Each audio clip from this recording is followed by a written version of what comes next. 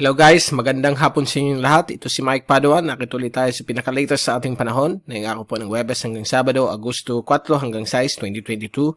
At ito po ang ating Tagalog version, brought to you by Typhoon 2000. Umpisa natin ang update. Ito ang latest GovSat ngayong araw na ito. Actually, ginawa natin ito kahapon, but valid until today. So, meron tayong bago mamaya lamang after nating ilabas itong video. So, mga later this early evening. So, itong ginawa nating active na si 96W LPA, okay? Ito po ay naging ganap na bagyo na po bago maglandfall sa Hong Kong. So, malapit na po siya sa Hong Kong. Nag-start na po siya maglandfall. So, for the next 24 hours, magdi-dissipate lamang po ito. So, ito po si 8W at nagbibigay po ng mga thunderstorms, mga malalakas na ulan, may hangin, abot po ng 55 kph. At yung mahinang paghila ng habagat, but still nakaka-affecto po sa dalampasigan at coastal na areas po ng Ilocos provinces. Gayon din po ang Batanes, Bubuing Cubao Islands. Samantala, yung ibang bagay ng ating bansa ay okay naman po ang panahon. Subalit sa hapon gabi, nandyan po ay mga usual na mga thunderstorms. Dahil po nasa La Nina po tayo, mas madalas itong mga severe thunderstorms. So mag-ingat po sa mga posibleng pagbabaha. At speaking of rain event, meron po tayong panibagong surface trough po dito na medyo elongated na sa mga oras na ito. Ito po ay binabantay natin for possible development into a low pressure area pagdaan po malapit na malapit sa Kabikulan. So itong surface trough na ito magbibigay po ng rain event sa Luzon, lalo sa may Kabikulan at Metro Manila, simula na yung Friday hanggang Linggo. Friday hanggang Sabado po sa Bicol, while sa Metro Manila, Saturday evening hanggang whole day of Sunday. So expect po ito dahil pag naging LPA po yan, papaibayo niya ang habagat. So medyo delikado po ito sa mga flood-prone areas, landslide-prone areas ng Luzon. So please take all necessary precautions. Mag-communicate na po kayo sa mga disaster units ninyo, sa mga barangay, para maghanda po kayo sa pagdating nitong makapal na elongated line of thunderstorms na itinatawag nating surface trough na posibleng maging LPA sa mga susunod na 24 oras. Ngayon, medyo malakas po ang easterlies na yon because of the La Nina event and also yung ITCC nandito lamang po. Wala naman po siyang kasunod except for this one. So, babantayin po natin yung kaulapan na yan. So, balik tayo kay 8W, yung bagyong namuo malapit sa Hong Kong. Ito yung track ng Joint Typhoon Warning Center dahil sila lamang po ang nag-i-issue ng warning. Yung Japan, minimal active LPA pa lamang, although sa kanila, TD ang tawag. Ay maglalandfall na po ito na yung hapon at inaasahan pong malulusaw pagtawid po ng katimugang China. So expect po bad weather across Hong Kong, malalakas na ulan, mga possible flooding ang pwedeng maganap sa lugar nila. Samantala, ito po yung fast animation. So yan po, kitang-kita po natin yung namuo lamang na tropical depression, 8W, pangwalong bagyo sa Western Pacific. Yan pong ibig sabihin ng 8W ng Joint Typhoon Warning Center. Dati sila nagbibigay ng mga names, international names, but ngayon, yung World Meteorological Organization na lamang, courtesy of Japan Meteorological Agency, nagbibigay ng mga pangalan, contributed by different nations. So, ang JTWC, balik sa kanilang numbering system na lamang, okay? At ito po yung surface trough na posibleng maging LPA bukas o Sabado, magbibigay ng mga paulan sa Kabikulan through the weekend, including Metro Manila. Zoom in satellite animation mula sa windy.com. Ayan po, kitang-kita po natin dito ang mga kaulapan na dala itong surface trough na magpapaulan po sa Silangan, Kabisayaan, kasama po ang Kabikulan, then later on sa gitna at katimugang Luzon, kasama po ang Metro Manila. And kung titingnan natin yung forecast sa ulan sa susunod na 4 na araw, mamayang hapon po, inaasahan po natin mga thunderstorms sa malaking bahagi po ng ating bansa. Lalo na po sa Luzon, Bicol Region, Eastern Visayas, dito rin po sa buong bagay po ng Kabisayaan at Mindanao. And yung mga areas po na hindi natin binanggit, may mga possible rain showers and thunderstorms pa rin kayo sa hapon o gabi. Dahil yan po ang normal tropical weather kapag wala naman bagyo. Okay?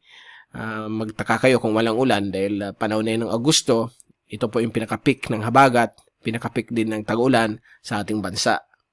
Now, Friday afternoon, nandiyan na po yung posibleng pag-form ng isang LPA malapit po sa may Pulilio, north of Daet. So, magiging maulan po tayo simula Friday. So, mabagal ang pagkilos niya o quasi stationary. Dahil po sa Sabado, nandyan pa rin po siya. Ayan po, papaulan pa rin sa Bicol at ibang parte po ng Luzon, lalo na po pagdating ng hapon. Ayan po.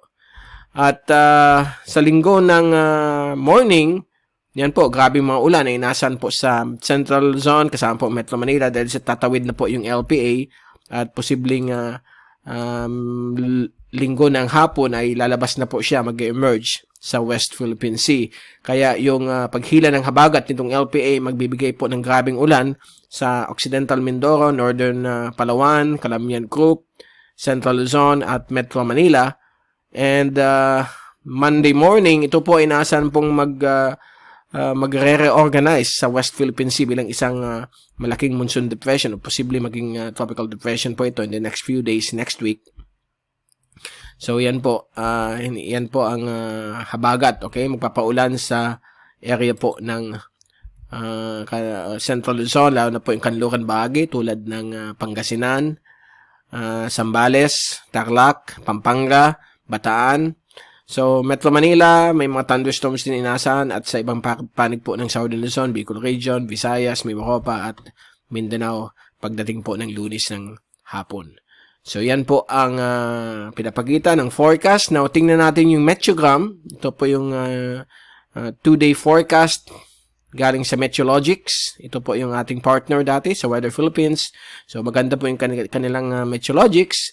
At nakita niyo yung compact weather forecast ng mga syudad o munisipyo ng mga lugar dito sa Pilipinas at sa buong mundo.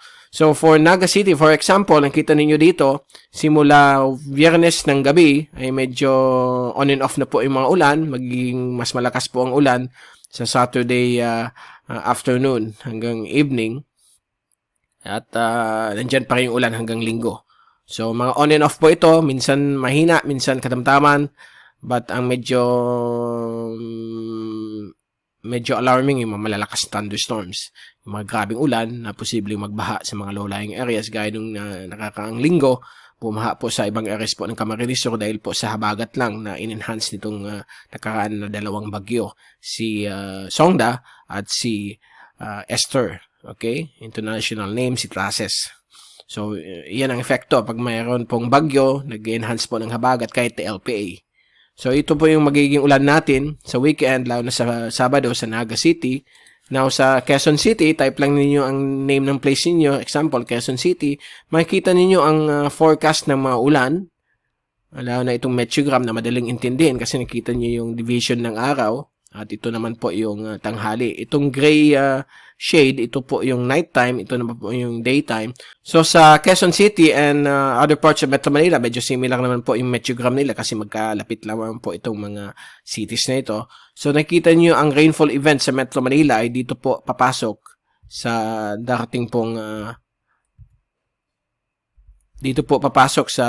pong Sabado ng gabi at maging mas malakas po sa hating gabi hanggang early morning ng linggo. So, posibleng buong linggo umuulanin, although pababa na po ang amount of rainfall pagdating ng linggo ng hapon.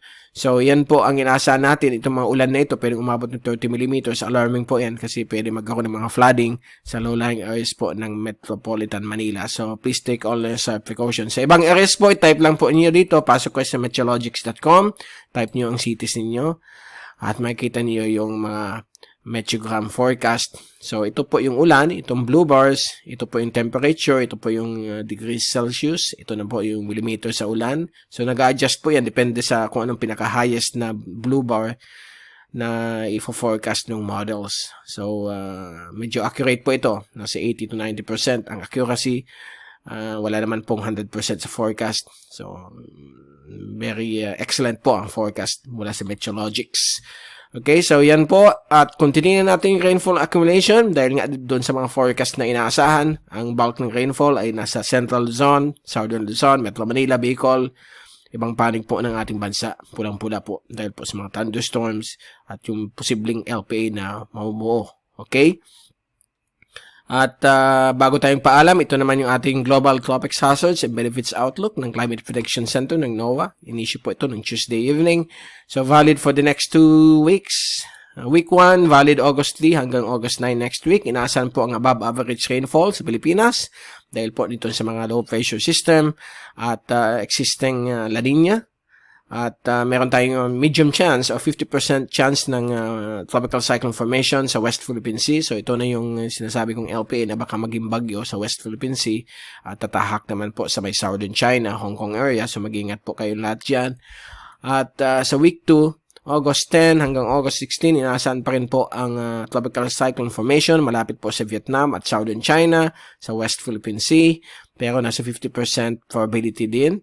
And above average rainfall naman po sa Luzon at ibang portion po ng Mimaropa, pero at 50% probability, hindi tulad na yung week, nasa 100% or 90% probability, nasa high probability ang forecast. Okay, so yan po ang ating climate forecast. So, next week, may panibago na naman po tayo.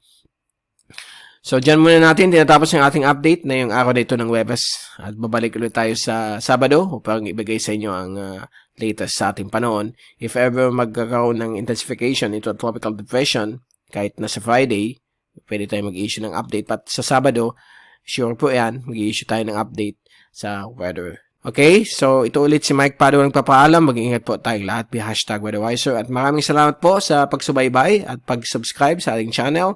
At God bless you all.